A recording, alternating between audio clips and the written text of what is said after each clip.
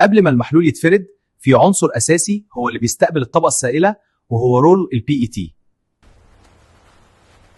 أنا الرول ده مش مجرد شريط بلاستيك بيلف، ده السطح المرجعي اللي بيتبني عليه سمك الفيلم وتجانسه وفي النهاية الجرعة الدوائية.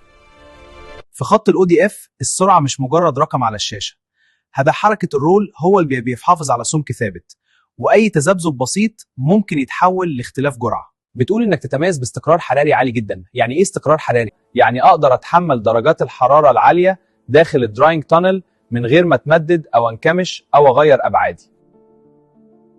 لو اتمديت عرض الفيلم هيزيد والشد يقل، ولو انكمشت يحصل شد زائد على الفيلم، وفي الحالتين هيحصل اختلاف في السمك وعدم تجانس. الثبات الحراري هو اللي بيحافظ على ثبات أبعاد الفيلم داخل نفق التجفيف، وأي تغير في أبعادي ينعكس مباشرة على جودة المنتج النهائي. ليه لازم رول الPET يكون سيليكونايزد؟ عشان أضمن إن فيلم الODF يفصل عني بسهولة بعد التجفيف من غير ما يتقطع أو يسيب بقايا على السطح. بالظبط، المادة بتاعتي مصممة عشان تديكي نتيجة مثالية وسهلة، ده بيخلي الاستخدام أسهل كتير. يعني إيه سيليكونايزد؟ أنا بفيلم اللي متغطي بطبقة سيليكون.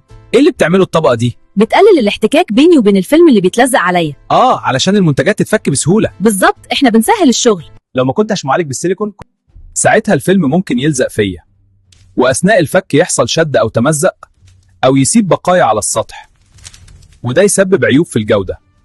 لازم تتحرك بحركة منتظمة وبسرعة فجأة، عشان سمك الODF مرتبط مباشرة بسرعة السحب. لو السرعة مش ثابتة السمك مش هيبقى ثابت. يعني أي تذبذب بسيط يعمل مشكلة؟ أيوة، لأننا بنتكلم في ميكرونات. أيوة. أي سبيد فلكتويشن يعمل thickness variation. طيب أوضح لي أكتر. بص، السرعة لما تتغير السمك يتأثر.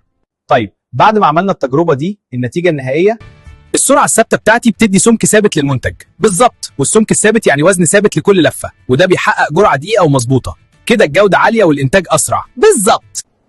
كده خلصنا، بس لسه مكملين. استنونا في سلسلة رمضان وتكنولوجيا.